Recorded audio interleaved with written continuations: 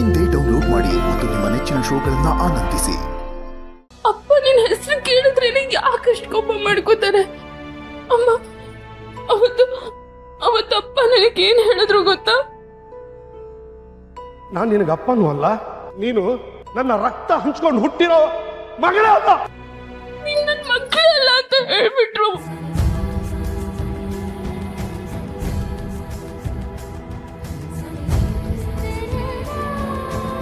ಶ್ರಾವಣಿ ಮಗಳೇ,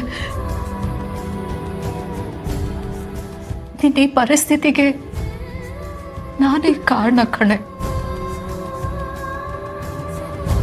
ಆ ವಿಚಾರವಾಗಿ ನನಗೆ ನನ್ನ ಬಗ್ಗೆನೇ ಕೋಪ ಇದೆ. ಆದರೆ ಆ ಕೋಪ ನೀನು ಅನುಭವಿಸಿರೋ ನೋವಿಗಿಂತ ದೊಡ್ಡದಲ್ಲಮ್ಮ. ದಯವಿಟ್ಟು ನೀ ಅಮ್ಮನ ಕ್ಷಮಿಸ್ಬಿಡ್ತೀಯ?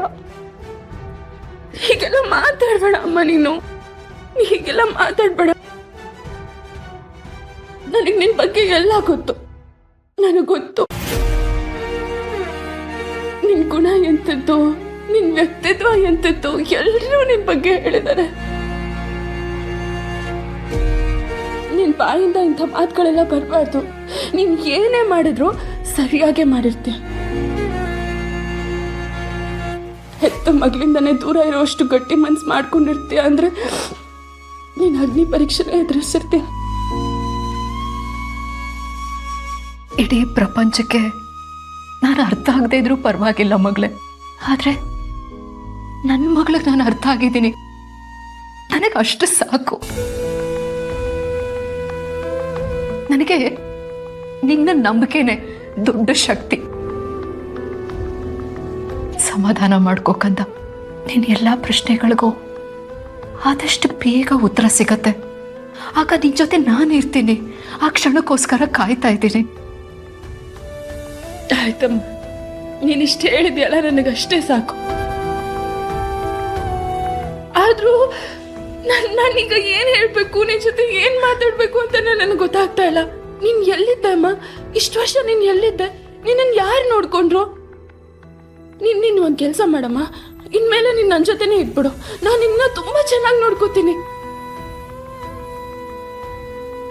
ಈ ಮಾತುಗಳನ್ನ ನಾನು ನಿನ್ನನ್ನ ಕೇಳಬೇಕಾಗಿದೆ ಮಗಳೇ. ಆದ್ರೆ ನೀನಿವತ್ತು ನನಗೆ ತಾಯಿ ಆಗಿದೆಯಾ. ನನಗೆ ಪುಟ್ಟ ಕಂದನಿಗೆ ತಾಯಿ ಗುಣ ಇದೆ. ಇದೆಲ್ಲ ನಿನ್ ಗುಣನೇ ಅಮ್ಮ.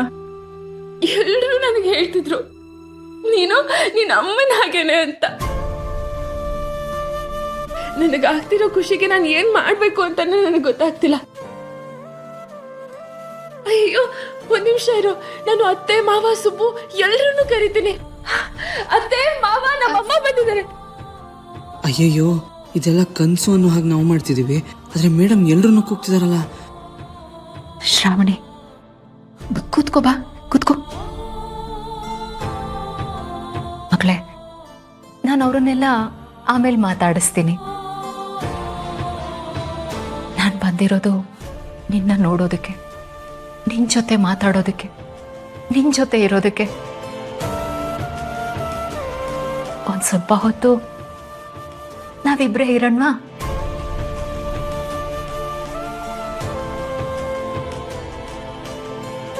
ಅಮ್ಮ,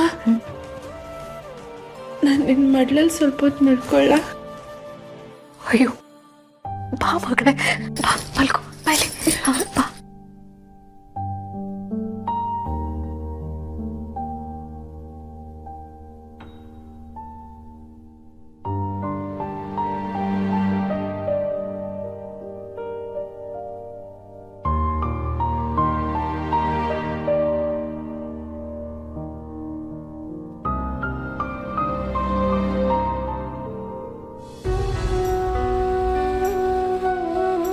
ಅಯ್ಯೋ ಅಮ್ಮ, ನೀನು ಊಟ ಮಾಡಿದ್ಯಾ? ನೀನ್ ನನಗೆ ಊಟ ಮಾಡಿಸ್ತೀಯಾ? ಒಂದು ನಿಮಿಷ ಇರಮ್ಮ.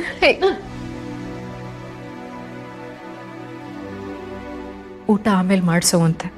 ಒಂದು ಸ್ವಲ್ಪ ಹೊತ್ತು ನನ್ನ ಮಡ್ಲಲ್ಲಿ ಮಲಗಿರು.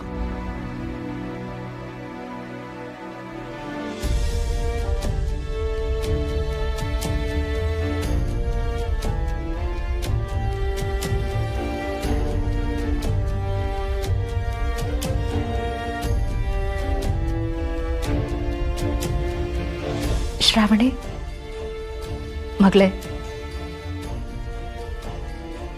ಎದ್ದೇಳು, ನಾನು ನಿನಗೆ ಊಟ ಮಾಡಿಸ್ತೀನಿ.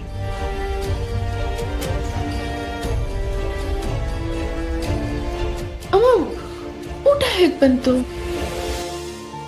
ಮೊದಲು ನಾನು ನಿನಗೆ ಊಟ ಮಾಡಿಸ್ತೀನಿ.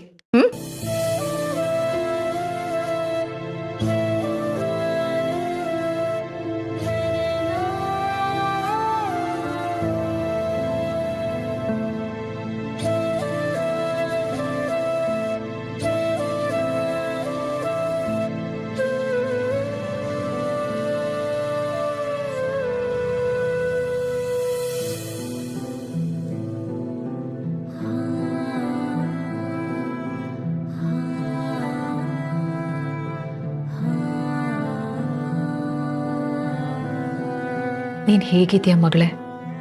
ನನ್ನ ಅಳಿಯ ನಿನ್ನ ಚೆನ್ನಾಗಿ ನೋಡ್ಕೊಳ್ತಿದ್ದಾನಾ?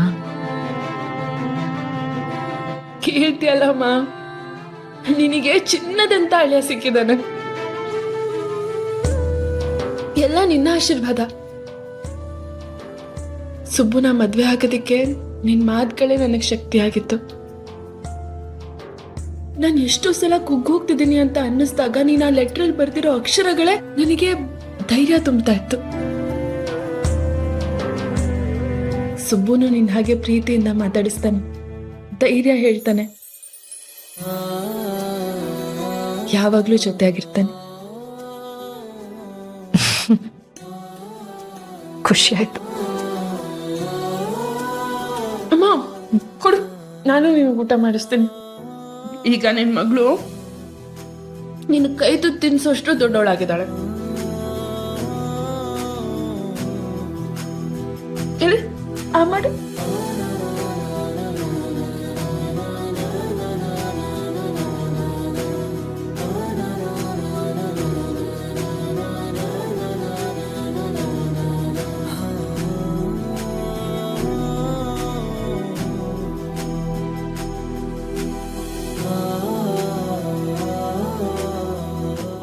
ಇವತ್ತು ಈ ನಿನ್ ತಾಯಿ ಇನ್ನು ಮುಂದೆ ಪುಟ್ಟ ಕಂದ ಆಗ್ಬಿಟ್ಲು. ನನ್ ಬದುಕು ಸಾರ್ಥಕ ಅನ್ನಿಸ್ತಿದೆ ಮಗಳೇ.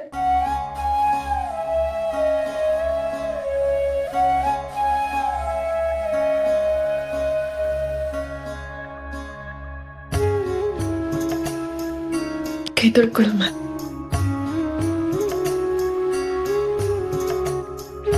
ಬಾಯ್ ಕೊಡು, ನೀನು ಕೈ ತೊಳ್ಕೊ.